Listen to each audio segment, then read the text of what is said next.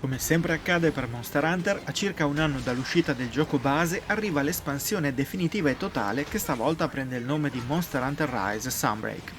Capcom aggiunge ulteriori contenuti ad un gioco già di per sé gigante, rendendolo perfetto per i giocatori esperti che hanno costruito armi e armature, cacciato mostri sempre più grandi e padroneggiato le meccaniche di ciascuna tipologia di arma.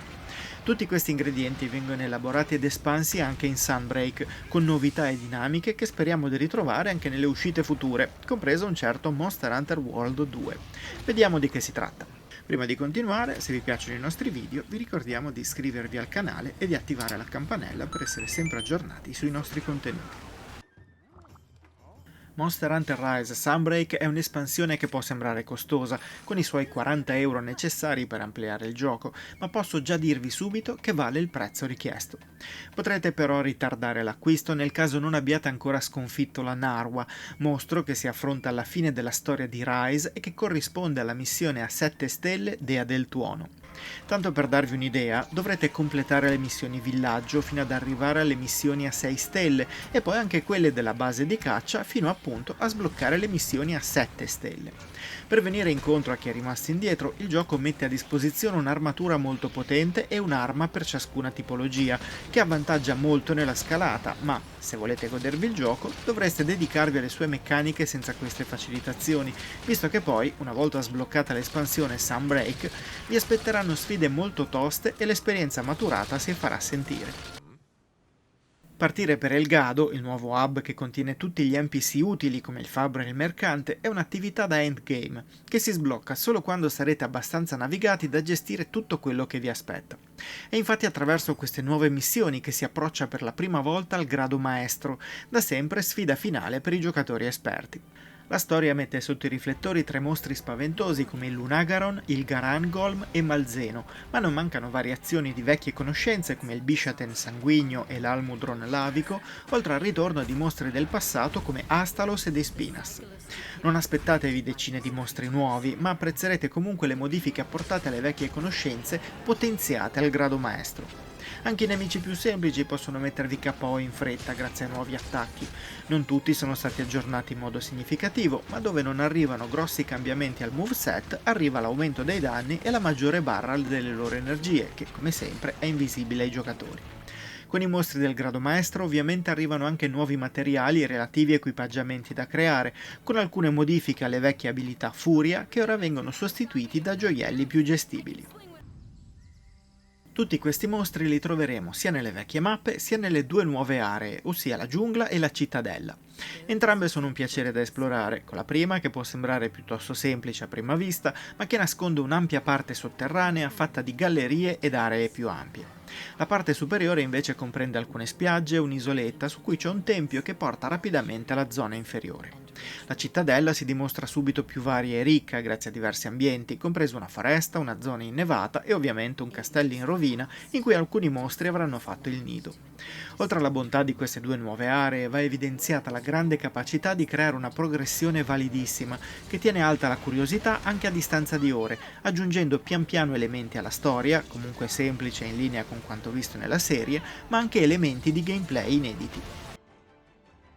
Gli insetti filo per esempio ora sono ancora più centrali grazie all'abilità scambio, una nuova funzione che permette di portare in battaglia più mosse speciali legate agli insetti filo, visto che si possono alternare 2 diversi set da personalizzare prima di partire. In questo modo, per esempio, chi usa la balestra leggera può scegliere di saltare sul mostro per poi fissargli addosso una granata, oppure di schivare lateralmente in modo molto rapido, sparando anche diversi colpi. Se invece preferite la spada lunga, potrete alternare il colpo dall'alto con 2 fendenti rapidi mentre si viene trascinati verso il mostro, effettuando danni in sequenza dopo pochi secondi dai colpi inferti.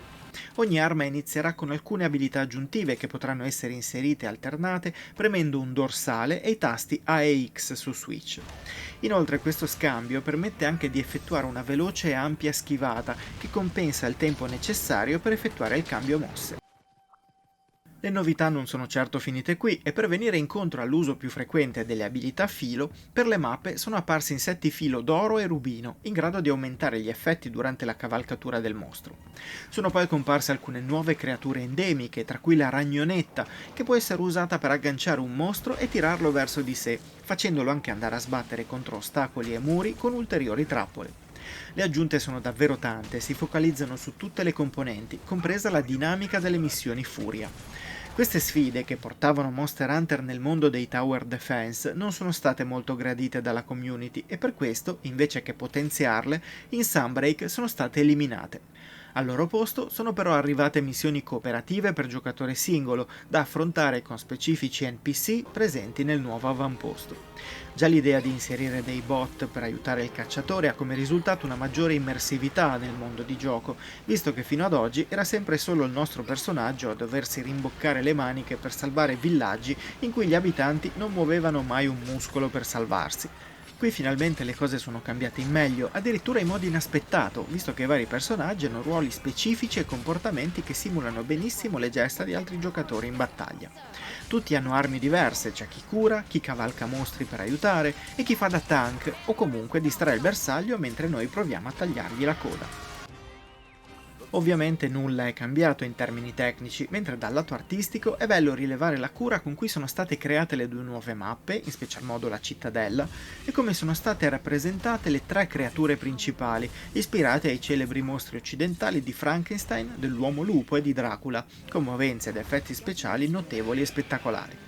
Pur essendo un gioco relativamente leggero, quindi, Monster Hunter Rise Sunbreak si presenta in gran forma sia su Switch sia su PC, senza richiedere chissà quali configurazioni per girare fluido. Per quanto riguarda l'audio, sono state rielaborate diverse musiche, compresa quella che sancisce il completamento della missione, con sonorità più occidentali di quanto non accadesse nell'avventura Kamura del gioco base. Monster Hunter Rise Sunbreak è l'ultimo mattone della solidissima esperienza di Monster Hunter Rise.